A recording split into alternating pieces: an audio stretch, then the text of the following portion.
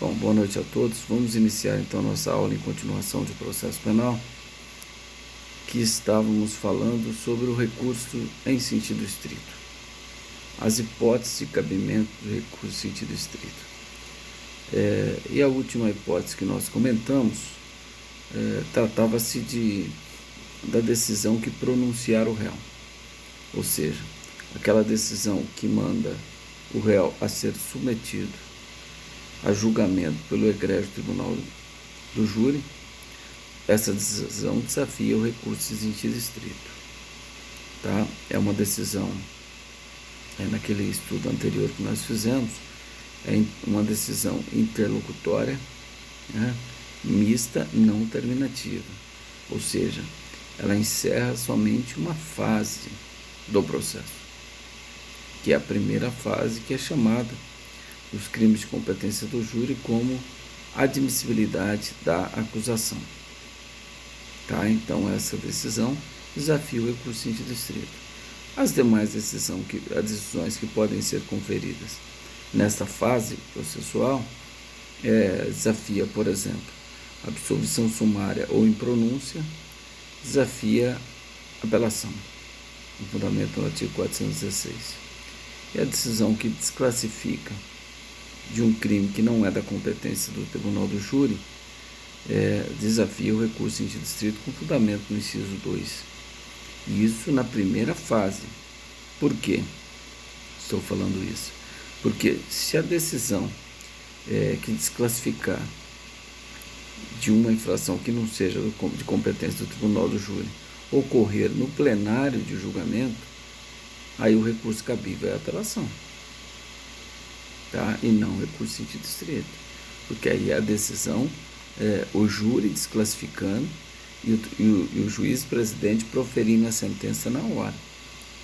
Então ele vai condenar, por exemplo, desclassificou para homicídio culposo, o juiz presidente vai proferir uma sentença em homicídio culposo, condenatória, e sentença condenatória caberá apelação.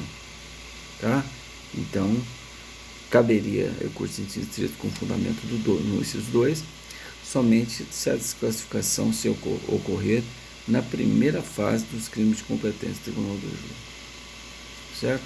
Então vamos falar agora o outro inciso, o inciso 5º, que trata, toda vez que eu vou pedir para vocês me auxiliarem aí, pessoal, na leitura.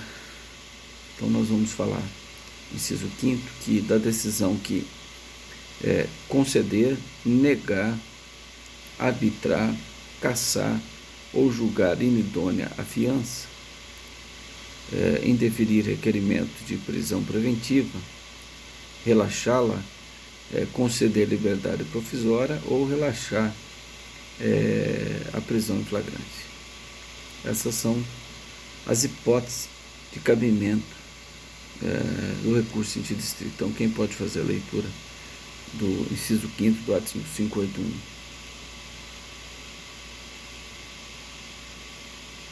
Pedindo início para vocês acompanhar as aulas com o código, justamente para me auxiliar aqui na leitura.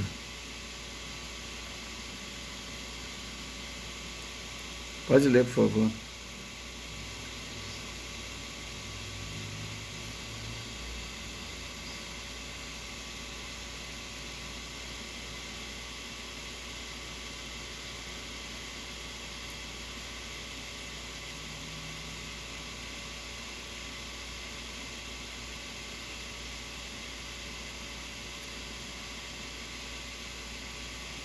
Certo? Então vocês observam, lembram aquele primeiro fundamento que nós falamos?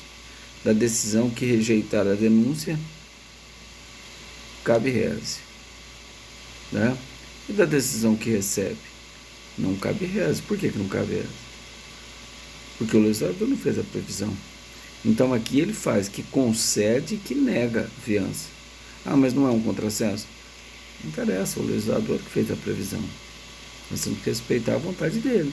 Ele quis admitir nos casos que concede a fiança, nos crimes afiançados, e da que nega a fiança também. A que arbitra a fiança, pode ser que o delegado não arbitrou a fiança, e você faz um requerimento para o juiz arbitrar a fiança e o juiz arbitra a fiança. Nesse caso, o Ministério Público poderia apresentar o recurso em sentido estrito. Tá? Agora, se ele negar o arbitramento, aí a defesa poderia interpor o recurso em sentido estrito. Né? Conceder a fiança, o Ministério Público entende que não é o caso de fiança. Ele recorre em sentido estrito. Tá? Cassar a fiança ou julgar idôneo. Quando ele vai cassar?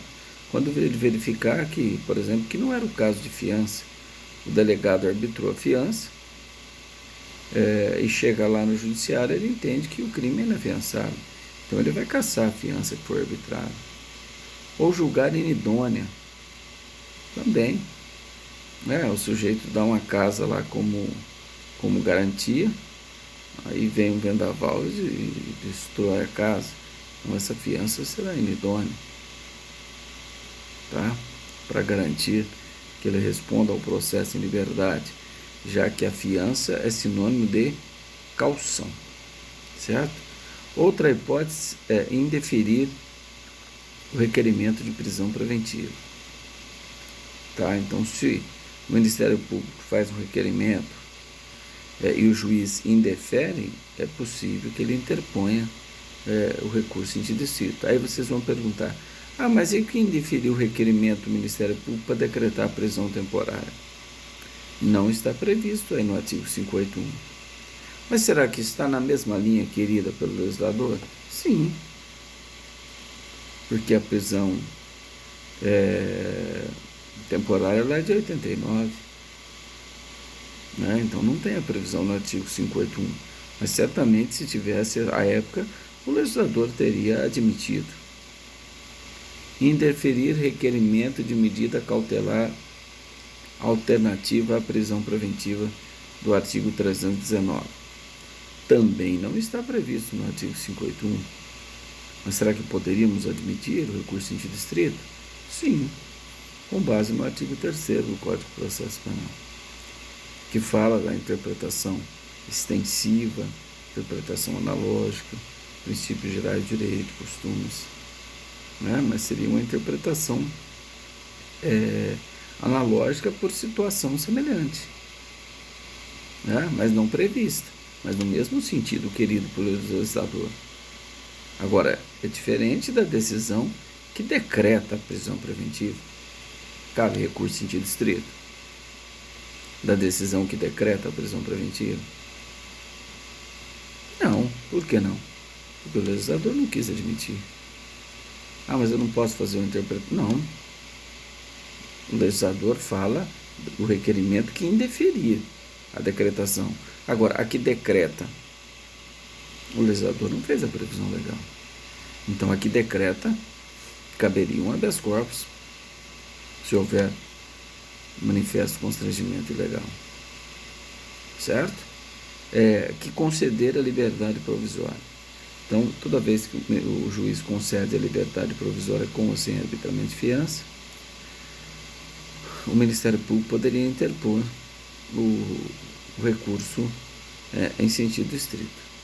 Tá? Ou quando ele relaxa a prisão em flagrante. Também cabe. Agora, e se o juiz indeferir o relaxamento da prisão em flagrante? Caberia o quê? E afeta direito de locomoção, o sujeito está preso. Habeas corpus, não é? O juiz indefere o pedido de liberdade provisória. Você fez um pedido de liberdade provisória e o juiz indeferiu. O recurso cabível é habeas corpus. Aí concede a liberdade provisória. Bom, aí está previsto no artigo 581. Aí é recurso em sentido estrito. Por quê? Porque está previsto no artigo 581. E relaxar a prisão em flagrante. Recurso em sentido estrito. É que deixar de relaxar. Indeferir o relaxamento. Habeas corpus. Indeferir o requerimento de prisão preventiva. Está no 581. Reze. Decretou a prisão preventiva. Não está previsto. Constrangimento ilegal. Habeas corpus. Indeferir o requerimento de prisão temporária. Não está previsto, mas estaria na mesma linha querida pelo legislador, mas não expressa no artigo 581? Sim, não estaríamos fazendo uma interpretação contrassenso. Muito pelo contrário, estaria na mesma linha querida pelo legislador. Né? Como também da decisão que indeferir o requerimento de aplicação de medidas cautelares alternativas do artigo 319, já que essa lei é de 2010 sobre prisões. Tá certo? Tudo bem? Até aí, pessoal, alguma dúvida sobre o artigo 581, inciso 5º? Tá? Então é necessário, toda vez que há uma restrição no direito de locomoção aí que não esteja previsto aí como hipótese de cabimento de rese, vai ser habeas corpus, tá? Quando não houver justa causa para a prisão, houver qualquer constrangimento ilegal que afeta o direito de locomoção, ou seja, afeta o direito de ir e vir. Tudo bem? Tranquilo? Então tá, então vamos continuar. Inciso 6º, revogado, né? É isso. Inciso 7. Inciso 7. Quem pode ler para a gente? Mais uma hipótese de cabimento de recurso em sentido estrito.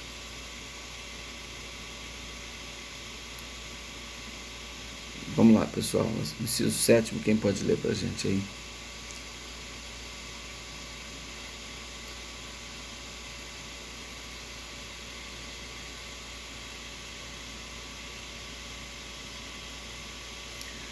Quebrada a fiança ou perdido o seu valor.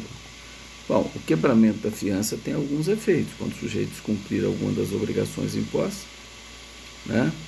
E ele pode perder total ou parcialmente a fiança. Tá? É lógico que essa perda da fiança, o recurso em sentido estrito, nesse caso, terá efeito suspensivo, porque enquanto não transitar em julgado, ele não vai perder a fiança. Somente quando transitar em julgado, né? Aquela decisão, aí sim. Mas quem pode ler para a gente falar sobre quebramento e qual que é a outra hipótese que nós estamos falando? Quebramento e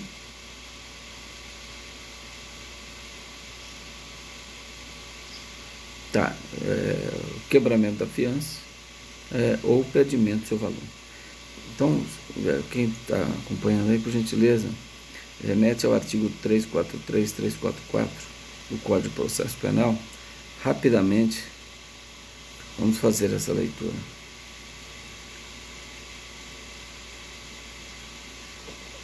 Pode ler o 343, depois o 344.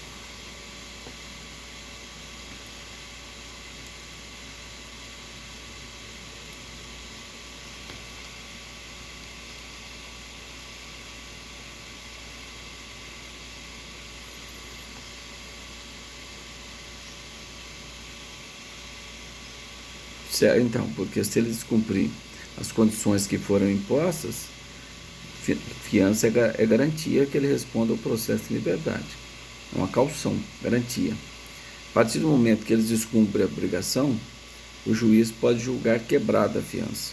A consequência, perdimento de parte da fiança, e também pode ser que, se não for possível a aplicação das medidas cautelares, será decretada a prisão preventiva. Tá? E a outra hipótese é o artigo 344, que é o perdimento da fiança. Por gentileza.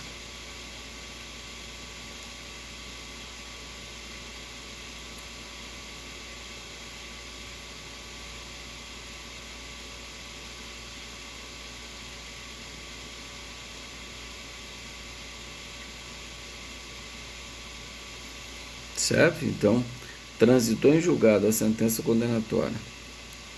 Se o sujeito não comparecer espontaneamente para começar o início do cumprimento da pena, perder-se-á a totalidade da fiança que foi arbitrada. Certo? Esse é o perdimento total. Então falamos as hipóteses do 343 e 344. Toda vez que julgar quebrada a fiança, né, e julgar também, declarar perdido o seu valor. Tá? São as hipóteses que não geram nenhuma dúvida, né? Estão bem claras aí as hipóteses 344 e as hipóteses 343 do Código de Processo Penal. Tá? Então falamos do inciso 7º do Código de Processo Penal. Inciso 8º, por gentileza, quem pode ler? Julgar extinto processo por causa extintiva da punibilidade, julgar o processo extinto por qualquer causa, né? Vamos lá, quem pode ler? Inciso 8º do artigo 581. Decretar a prescrição ou julgar extinta a punibilidade por qualquer outra causa.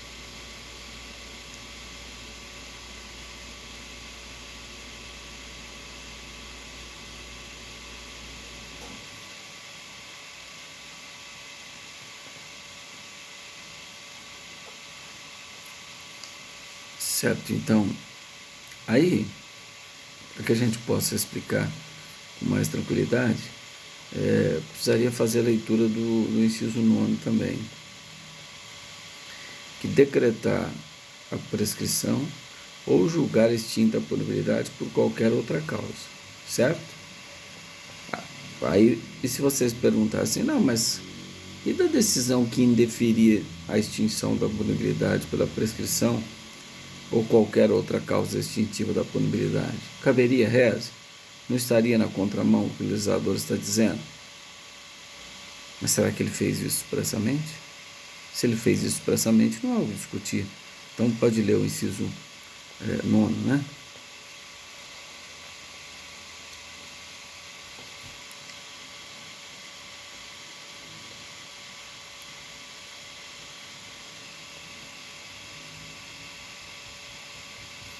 Olha aí que interessante, está vendo? Não há uma contradição aí? Uma que deferir e a outra que indeferir. Ambas cabem reze. Mas nós não vamos discutir o que o legislador está dizendo. É ele que está admitindo. Tanto na hipótese do juiz declarar a extinção pela prescrição ou qualquer outra causa extintiva da punibilidade, bem como da decisão que indeferir a extinção da punibilidade pela prescrição ou qualquer outra causa. O legislador que está admitindo as duas hipóteses. Não há o que discutir, não há o que interpretar aí. Está claro o objetivo. Prescrição. No artigo 107. Outras causas, várias. Decadência, perdão do ofendido, perempção, retratação nos casos que a lei admite, renúncia, graça, anistia, indulto. Será que cabe também? Aí eu tenho uma pergunta para vocês. Então, da decisão que indeferir reconhecimento da prescrição ou qualquer outra causa extintiva da punibilidade, ou que deferir, caberia reze. Essa seria a resposta correta. Sim ou não? Quem está acompanhando a aula no raciocínio tem que responder. Sim? Mais alguém?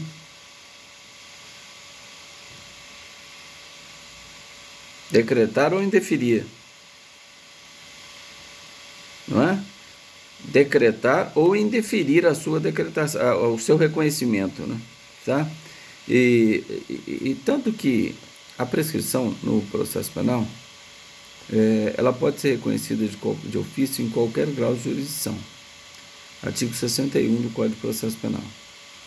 O juiz, a autoridade poderá reconhecer a extinção da punibilidade em qualquer grau de jurisdição. Questão de ordem pública. Certo? Mas a resposta não seria essa correta. Sabe por quê?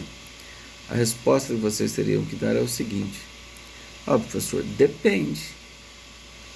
Não, mas depende de tudo que eu falei. A resposta seria depende ainda? Sim. Sabe por quê? Aí vem outra pergunta. A resposta seria depende. Aí vocês fazem uma nova pergunta. Qual o juiz que proferiu essa decisão? É o juiz do processo de conhecimento ou é o juiz da execução? Ah, do processo de conhecimento. Então cabe reze. Mas se esse indeferimento ou deferimento ocorreu lá no juiz da execução, qual o recurso que cabe? Agravo à execução. Artigo 197 da LEP. Entenderam como que a questão dos recursos é interessante? A resposta seria, depende, qual o juiz que proferiu a decisão? Foi o juiz do processo de conhecimento? Então é reze. Você fez uma petição lá, ele indeferiu. Ou você fez uma petição, ele deferiu. Mas se ele deferiu, o Ministério Público pode recorrer. Se ele indeferiu, você pode recorrer através do recurso em sentido estrito. Agora, se isso ocorre lá na execução, se você faz um pedido lá na execução, o juiz indefere, o recurso cabível é agravo. Se o juiz defere, o promotor pode agravar. Então, depende do juiz que proferiu a decisão. Se é o juiz da execução, agrava a execução. Se não é o juiz da execução, é o processo de conhecimento, primeiro grau de jurisdição, recurso em sentido estrito.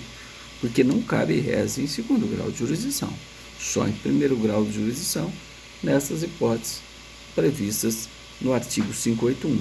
O rol não é taxativo, conforme entendeu o Supremo Tribunal Federal, só que também nós não podemos desprezá-lo e fazer uma interpretação extensiva ou analógica, né? No mesmo sentido querido pelo legislador, mas que ele não fez expressamente. Tudo bem? Alguém não entendeu essa passagem? Vamos lá, pessoal, alguém não entendeu? Quem faz processo penal 3, eu já dei agravo, né? Principalmente o pessoal da manhã, eu dei o agravo. Mas não importa mesmo quem não teve a matéria. Se a decisão é proferida pelo juiz da execução, o recurso cabível desde 1984 é o quê? Agravo à execução. Artigo 197 da LEP. Aí antes de 84, aí eu não poderia fazer essa pergunta para vocês, porque se fosse o juiz do conhecimento ou se fosse o juiz da execução, sempre seria reze, antes de 84. Aí em 84 a lei de execução criminal foi criada e estipulou no artigo 197 que das decisões proferidas pelo juiz da execução cabe agravo à execução sem efeito suspensivo. Tudo bem? Creio que tenha deixado bem claro, mas se alguém tiver alguma dúvida, eu estou à disposição. Alguém tem alguma pergunta, alguma dúvida sobre esse inciso? Tranquilo? Podemos continuar? Então vamos lá. Quem está me auxiliando aí? Então nós fizemos a leitura do inciso 8º e o inciso 9º. Tá? Inciso 10º.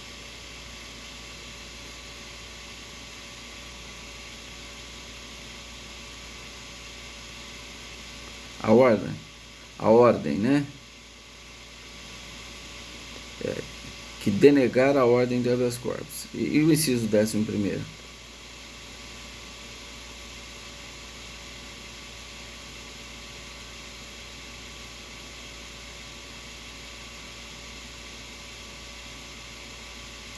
Só não ficou claro, quando você fez a leitura do 10º, é que eu não estou acompanhando aqui com nada, com livro, com nada, com anotação. Então, quando você fez a leitura no 10º, acho que você pulou aí, porque da decisão que conceder ou negar ordem de habeas corpus, não foi? Acho que você falou só conceder, né? Então, a decisão que negar ou conceder a ordem de habeas corpus. Presta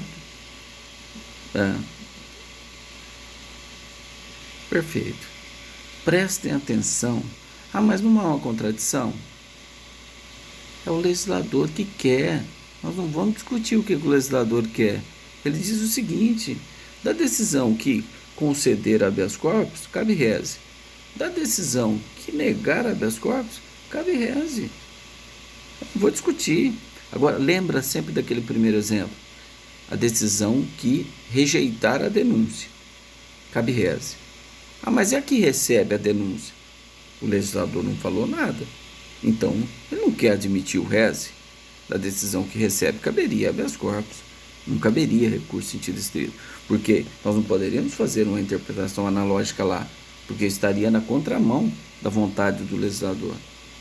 Já aqui, o legislador o faz de forma expressa, que conceder ou negar ordem de habeas corpus.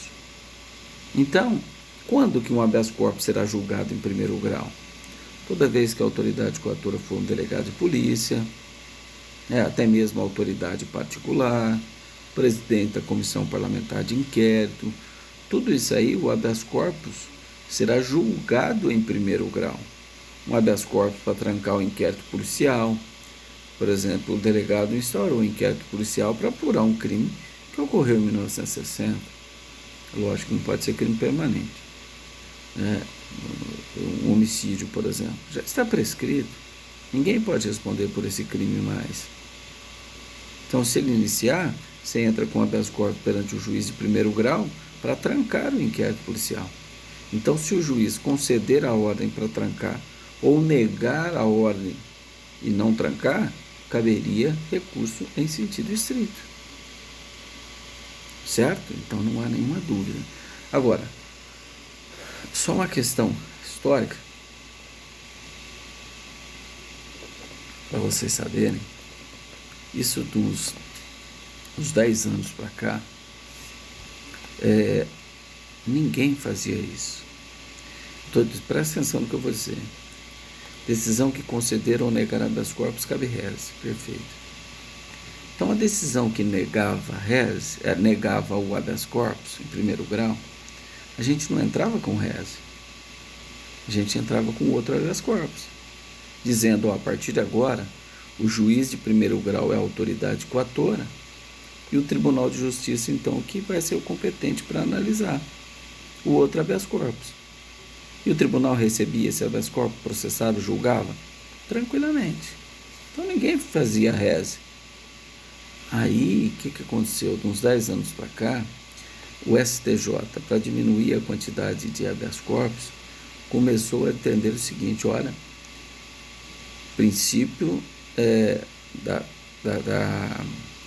adequação, da taxatividade, né? Você deve utilizar o recurso que a lei estabelece. O recurso previsto e adequado para impugnar aquela decisão. Então, o STJ passou a negar esse tipo de coisa, habeas corpus e habeas corpus. Aí foi para o STF e entendeu também. Então, hoje, se entrar com habeas corpus aqui contra o delegado foi arbitrário, o juiz negou o habeas corpus. Se você entra com um novo habeas corpus contra o juiz lá no tribunal, qual vai ser a resposta do tribunal? Olha, você não pode utilizar o habeas corpus como sucedâneo de recurso. Portanto, eu não conheço o seu habeas corpus, porque você deveria ter entrado com rese, recurso em sentido estrito, e não habeas corpus. Agora, é lógico que na prática, quando a ilegalidade é manifesta, a gente entra com rese para garantir e entra com habeas corpus também lá no Tribunal de Justiça. Por quê? Se a decisão for manifestamente ilegal, o tribunal pode dar um despacho da seguinte ordem: olha, eu não conheço o habeas corpus que você interpôs, mas eu, como autoridade judiciária, estou concedendo um habeas corpus de ofício, porque estou vendo que a ilegalidade é manifesta, e o artigo 5º da Constituição Federal diz que a prisão ilegal será imediatamente relaxada pela autoridade judiciária competente. Então, o que eu digo? Teoria: não cabe habeas corpus como sucedâneo de recurso. Você não pode confiar, por exemplo, negou habeas corpus aqui, o juiz aqui de Ribeirão. Vou entrar com outro habeas corpus lá em São Paulo e indicar o juiz de Ribeirão como autoridade coatora. Se você fizer só isso, você corre o risco do tribunal simplesmente não conhecer o seu habeas corpus e você perdeu o prazo do recurso em sentido estrito. Agora, o inverso você pode fazer. Entra com recurso em sentido estrito, e entra com habeas corpus para você dizer, olha, é manifesta a ilegalidade. E aí você corre o risco positivo. O tribunal falar que não conhece o seu habeas corpus, mas ele concede a ordem de ofício. Certo? Entenderam a importância dessa utilização? Tudo bem, pessoal? Alguma dúvida, alguma pergunta? A decisão que negar ou conceder habeas corpus, recurso em sentido estrito. 5 dias o quê? Não, recurso. Nós vamos falar sobre prazo ainda do recurso em sentido estrito. Nós estamos falando só as hipóteses de cabimento. Depois nós vamos falar sobre prazo, processamento, efeitos, sobe nos próprios autos ou por instrumento. Nós vamos falar de tudo isso aí. Tá bom? Pois nada. Então vamos lá. Nós fizemos a leitura então do artigo do inciso 10º. O inciso 11º diz o quê? Vamos lá? Quem pode ler?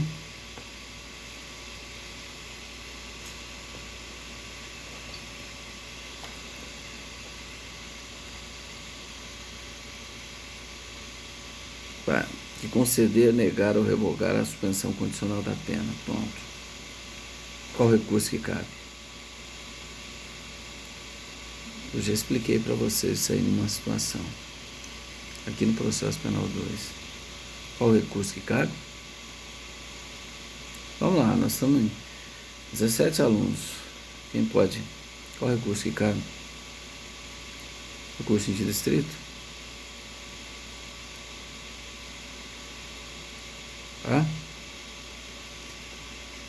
Ninguém manifesta, só manifestaram pelo chat aqui. João Vitor, a Júlia, sim, tudo ok. Quem mais? João Vitor, sim.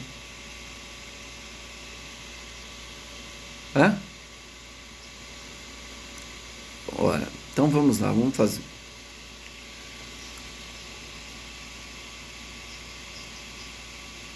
Então, não, vou dar um exemplo aqui para vocês entenderem. Cabe o reze?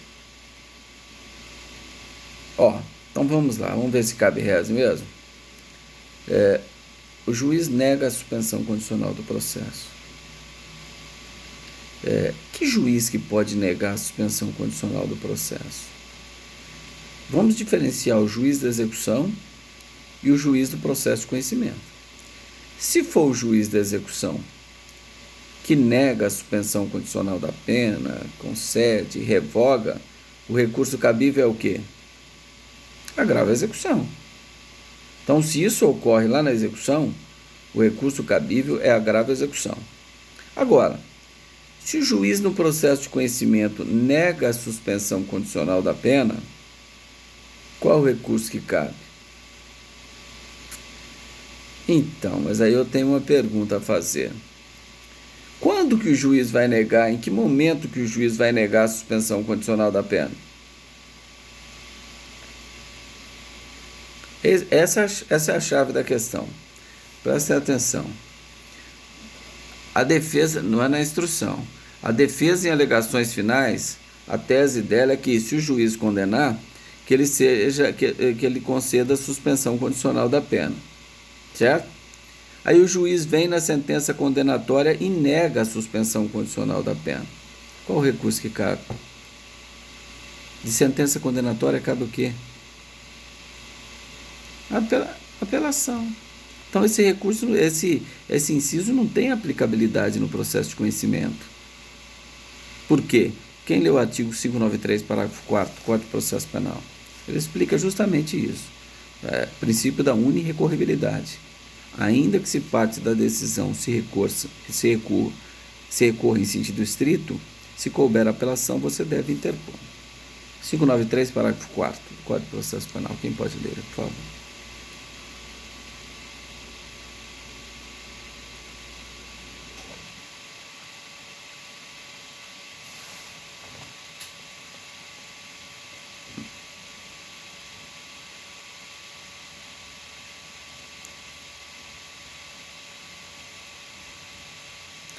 Entenderam? Então, olha aí.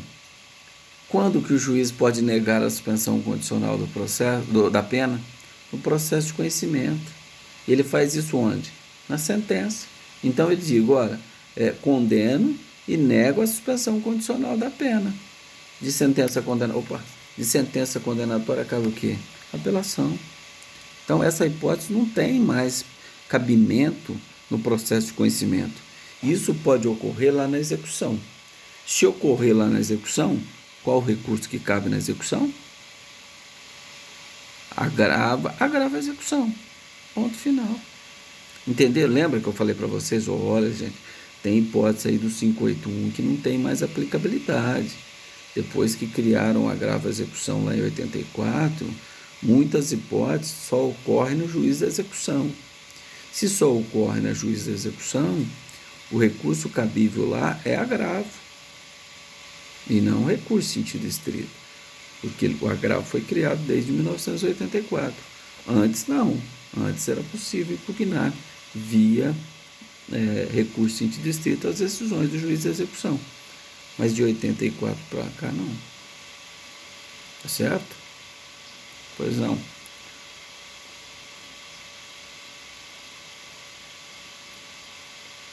Sim. Mas ele foi revogado, mas não expressamente.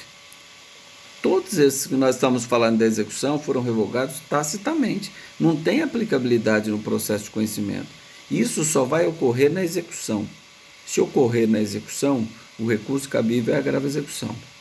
Se ele nega a suspensão condicional da pena, aqui no processo de conhecimento, ele só pode fazê-lo na sentença. E de sentença cabe apelação e não recurso em sentido estrito. Tá certo? Então vamos lá. Mais um inciso aí, é 12º, né? Quem pode fazer a leitura, por favor?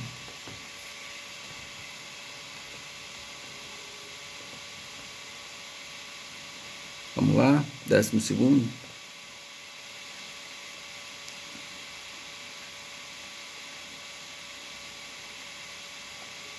Isso ocorre onde? Negar, conceder, revogar, livramento condicional. Livramento condicional não é o sujeito consegue quando ele cumpre parte da pena, lá no processo de execução? Então cabe o que nessas hipóteses aí? Agravo à execução. Pode riscar aí e coloca aí, agravo à execução. Não tem aplicabilidade no RES. Porque livramento condicional, o sujeito só pode obter na execução. Então o juiz pode indeferir, pode revogar o livramento condicional. Onde? Juiz da execução. Então cabe agravo à execução. Certo? Pode riscar aí. Próximo.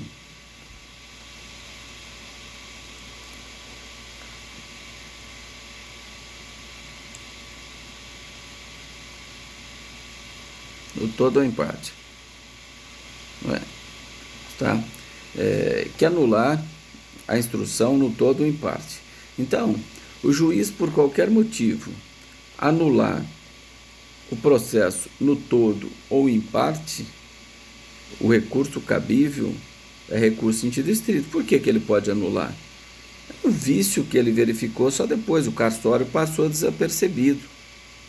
Né? Por exemplo, houve uma inversão da ordem das testemunhas e a defesa impugnou e mesmo assim houve a inversão.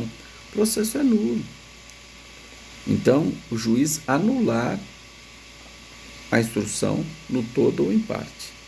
Cabe recurso em sentido estrito. Certo? Mas se o juiz lá da execução anular lá o processo de progressão de regime, agrava a execução. Lá na execução é agrava a execução. Processo de conhecimento, a decisão que anular o processo no todo ou em parte. Recurso em sentido estrito. Agora eu faço uma pergunta para vocês. E da decisão do juiz que deixa de anular a instrução no todo ou em parte?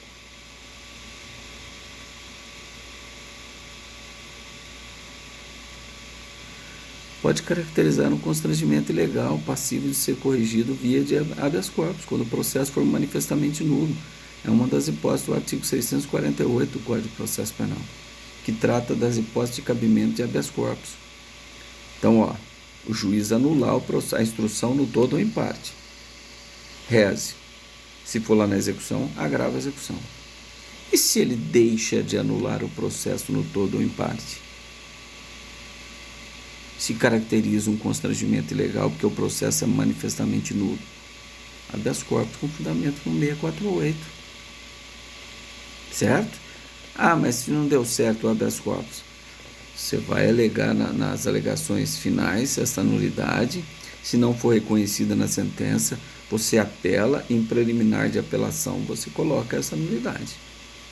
Se não deu certo o seu habeas corpus. Certo? Então você mantém essa tese de que o processo é nulo lá nas alegações finais. O juiz não acatou. Na sentença falou que não tem nulidade nenhuma. Você acha que tem. Em preliminar do recurso de apelação, porque de sentença condenatória cabe apelação, em preliminar da apelação você vai alegar a respectiva nulidade. Tá? Agora, se o habeas corpus der certo, o tribunal anula o processo e começa da onde o tribunal determinar, do recebimento da denúncia em diante. Certo? Tudo bem? Alguém entendeu? Tem alguma pergunta sobre isso que eu expliquei? Porque, que anular.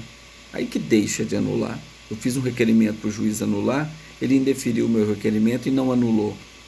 Não cabe reze, porque está na contramão do legislador. Mas eu poderia manejar o habeas corpus tranquilamente. Se não der certo o habeas corpus, fazer o quê? Eu alego nas alegações finais, eu alego a nulidade. Se ele não reconhecer na sentença, eu alego em preliminar o recurso de apelação. É assim que deve ser feito. Tudo bem? Tranquilo? Vamos lá, mais um. Até perdi a conta aí, 13º. Quarto, pode ler, por favor.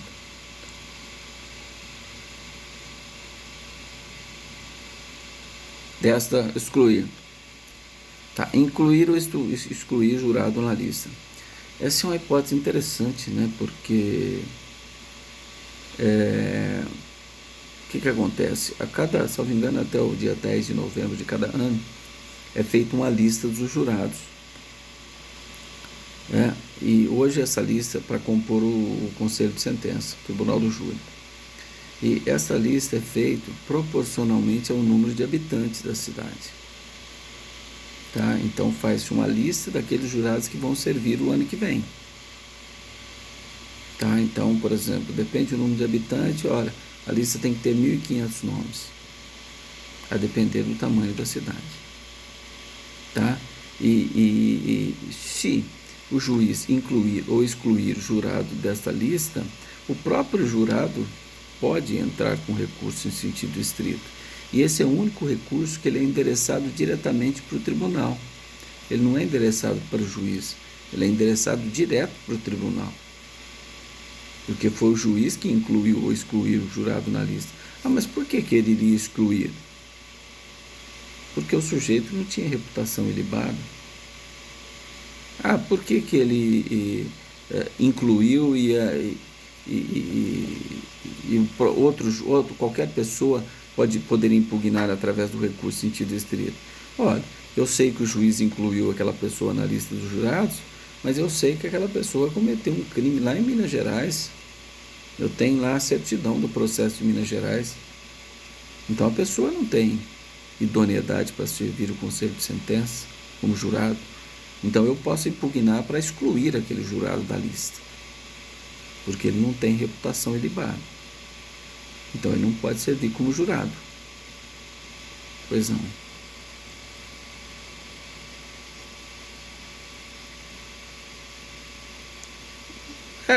Isso é publicado um edital, né? O edital ele é fixado lá na vara do júri, dessa lista de jurados. E depois é sorteados os 25 jurados que compõem as sessões de julgamento. Então, por exemplo, pode ser que mês de...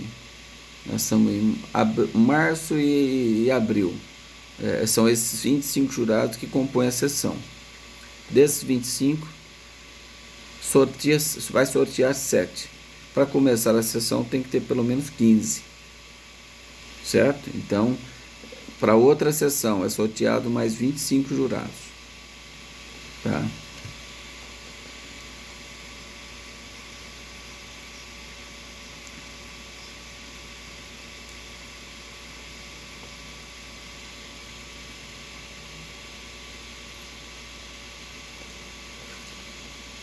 Sim, depois do dia.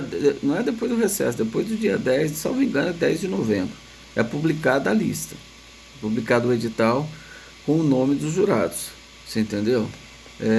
Aí você pode ver se isso consta. Normalmente, o juiz oficia os órgãos de classe, os sindicatos, para que forneça o nome das pessoas para servir como jurados, sindicatos professores, bancários, qualquer sindicato. Hoje o júri não é tão seletivo como era antigamente, né? Antigamente ele era mais seletivo, né? Era só aquelas pessoas, médicos, dentistas, professores, bancários. Hoje não.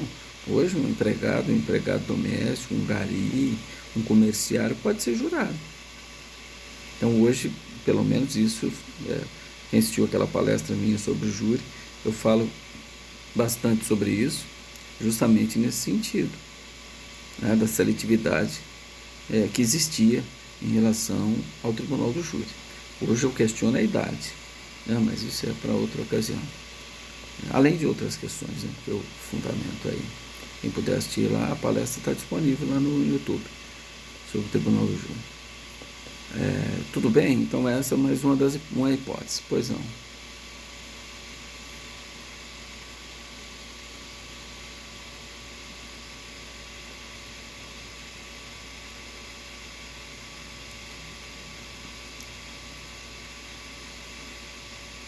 Não, não, não, para excluir não, isso aí não tem hipótese.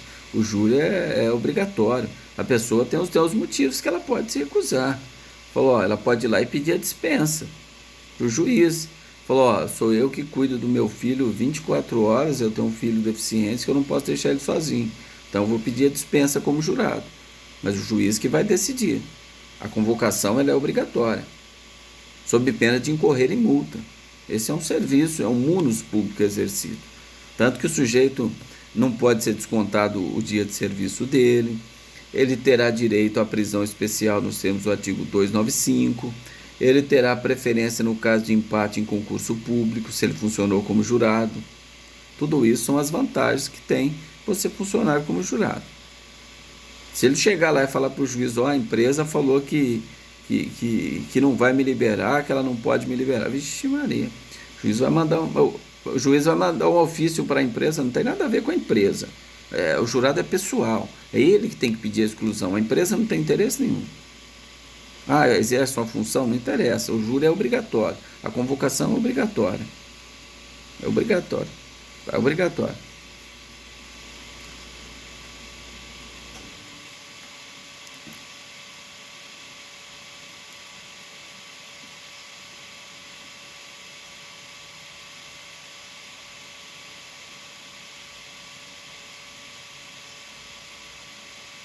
Não, mas ela não tem interesse, a empresa não tem interesse, muito pelo contrário, ela tem que incentivar, ela tem que dispensar o funcionário para ir lá realizar o munus público. Tem um interesse público por detrás disso. O interesse da empresa não pode ser o inverso, como que ela teria legitimidade para isso? De jeito nenhum. Muito pelo contrário, o juiz vai mandar um ofício mandando intimar o dono da empresa lá, que sob pena de multa e sob pena até de ordem de prisão por desobediência. Tá certo? Agora, lógico, se o jurado, tem jurado que chega na gente lá antes de começar e fala, doutor, se eu for escolhido, o senhor me dispensa, o senhor me recusa? Porque a defesa e a acusação pode recusar até três. Ela chega, o jurado chega e fala assim, não, doutor, é o seguinte, é porque está acontecendo isso, minha mãe está doente, se o júri vai terminar tarde, eu não posso ficar aqui. Né? E talvez o juiz não vai me dispensar. Se eu for escolhido, o senhor me recusa, me dispensa? Ah, se o jurado falar isso, eu vou fazer o quê? Se eu escolher ela, ela vai votar contra a defesa. Então eu tenho que acabar aceitando. Se eu escolher ela, ó, excelência, eu recuso. Porque você não precisa fundamentar, recusa. Entendeu? Porque se você insistir, esse advogado não me... Ah, então tá bom, eu vou votar com o promotor. Tem tudo isso que deve ser observado no tribunal do júri. Pois não.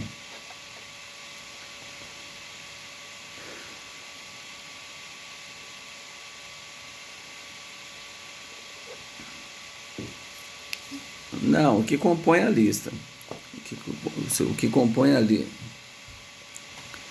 Sim, sim, a recusa é um direito que o Código de Processo Penal assiste às partes, de recusar até 3. A defesa pode recusar até 3 jurados sem motivação. E o promotor pode recusar até 3 sem motivação. Lógico que eu vou ter uma motivação íntima para julgar, por exemplo. Eu não aceito nenhum jurado se ele tiver 18, 19 anos, 20 anos, eu não aceito. Se eu puder recusar todos eles, eu recuso. Porque eu entendo que nessa idade a pessoa ainda não tem maturidade para julgar um crime contra a vida, um dos mais graves que a Constituição elegeu a competência do Tribunal do Júri. Né? Então eu vou recusar. Os 3 que eu puder, eu vou recusar. Né? Se o homem que matou a mulher, eu não vou querer ter no júri mulher. Então, se vier para mim os 3 sorteios forem mulheres, eu vou recusar as 3. Estou falando isso do ponto de vista pessoal, lógico que não. Do ponto de vista técnico. Tá? A mesma coisa, a mulher que matou o homem. Né? Eu vou querer ter no meu júri lá a mulher. Se eu for advogado da mulher, eu vou querer lá no conselho de sentença a mulher, que poderá entender melhor a condição daquela mulher que tenha matado o marido. Pois não.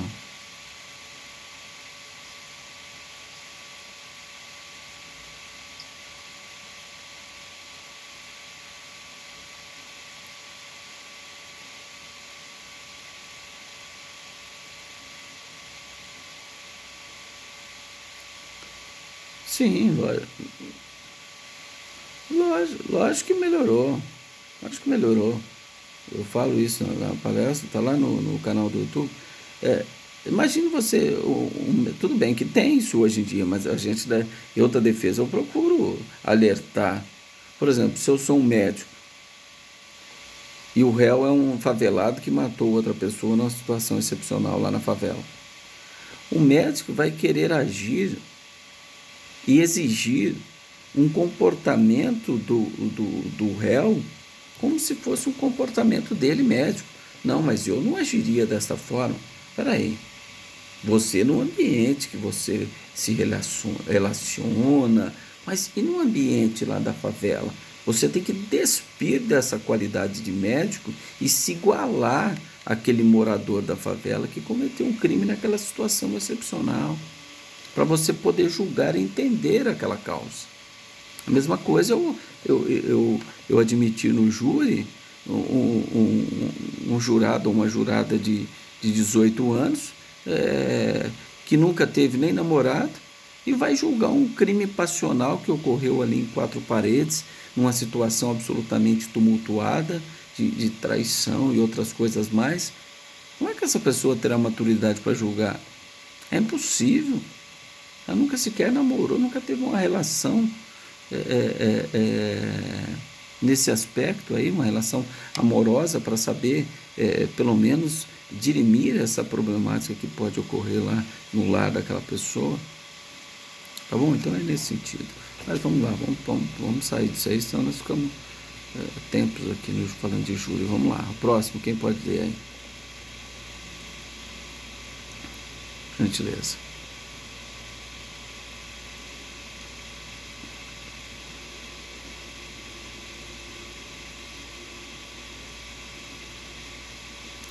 Tá? Denegar a apelação ou julgar deserto. Por que qualquer motivo? Qual motivo? Qualquer um.